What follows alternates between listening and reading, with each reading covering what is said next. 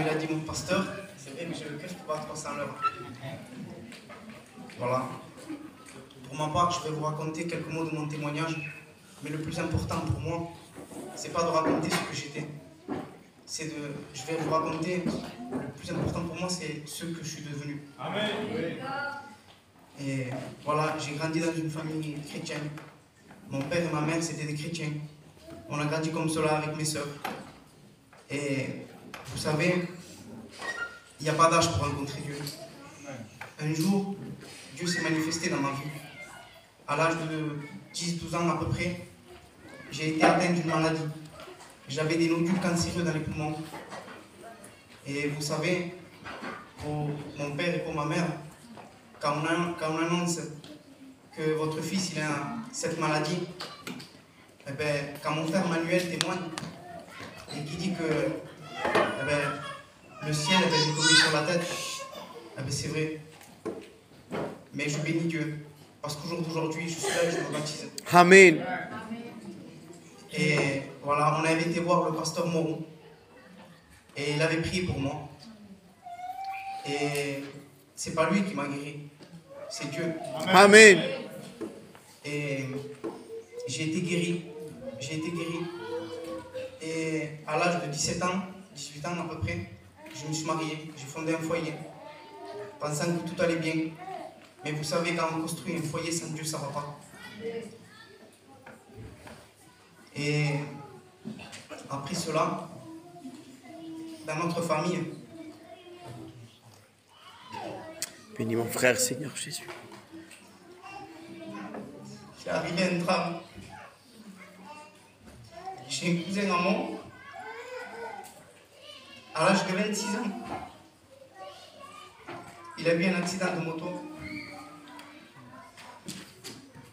Et quand mon frère Manuel dit que c'est pas que dans les films, c'est la vérité. La Bible dit que le lendemain ne nous appartient pas. Aujourd'hui, nous sommes là, demain nous y sommes plus. Et je l'ai eu 30 minutes avant sa mort. Et le ciel m'est tombé sur la tête.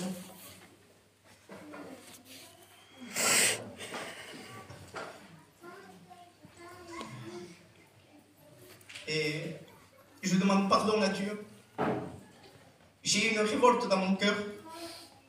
J'ai levé le poing contre Dieu.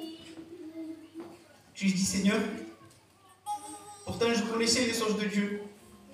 J'ai dit, Seigneur, pourquoi tu me l'enlèves? Seigneur, il avait la vie devant lui. Donc, j'ai levé le poing contre Dieu. J'ai eu une haine dans mon cœur. Et le temps a passé. Et un beau jour, Dieu m'a fait grâce. Amen. Parce que un jour, mon fils s'est levé et avec le respect que je vous dois, j'étais au lit avec ma compagne. Et mon fils, il a appelé ma femme. Et il a dit, Omar, viens. Et après, elle m'a appelé, elle. Et elle me dit, Miguel, il dit, viens me voir. Je dis, qu'est-ce qu'il y a? Il me dit, le petit, il dit que Dieu lui a parlé. Et moi, comme je connaissais un peu les choses de Dieu, j'ai voulu inventer quelque chose pour voir si le petit me mentait. J'ai dit, t'as vu pas? Qu'est-ce qu'il t'a dit, Dieu? T'as vu comme il est grand, il a une belle barbe blanche, il fait je sais pas combien de mètres d'auteur, hein, mon fils? Il me dit, non, mon père, je ne l'ai pas vu. J'ai dit, mais qu'est-ce qu'il t'a dit, pas Dieu? Il m'a dit, Dieu, il m'a dit, Tony, prie. J'ai dit, mais comment tu sais, toi, que c'est Dieu, pas? Il me dit, oh, pas, il dit, je le sais, c'est tout. Alors moi, j'ai eu la pensée de dire, eh ben, Dieu va enlever mon fils. Et dans mon cœur, j'étais pas bien, moi et ma compagne, on n'était pas bien. Alors on faisait attention aux petits.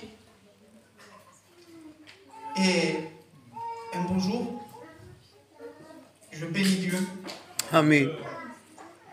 Que ma femme, elle me dit, Miguel, je veux aller aux réunions. Et moi, je ne voulais pas y aller. Je ne voulais pas y aller aux réunions.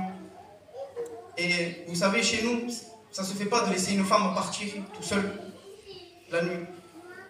Alors qu'est-ce que j'ai fait? J'y étais avec elle. Mais je vous dis, frères, les frères, j'avais pas le cœur disposé. C'est pas Dieu, c'est moi. J'avais pas le cœur disposé. Et elle, elle a été brisée. Ça fait qu'elle, elle priait. Mais moi, le monde s'ouvrait à moi et je rentrais de plus en plus tard. Et je voulais pas y aller. Je voulais pas entendre, je voulais plus qu'on me parle des choses de Dieu. Et un beau jour, je me lève à 6 h du matin. Et je devais faire quelque chose qui n'était pas la gloire de Dieu. Qui n'était pas la gloire de Dieu. Et je suis parti. Et je me rappelle d'une réunion que le pasteur Nan, il avait dit, on ne veut pas d'une amélioration, mais ce qu'on veut, c'est une conversion. Amen. Ça m'a impacté dans mon cœur, vous ne pouvez pas savoir.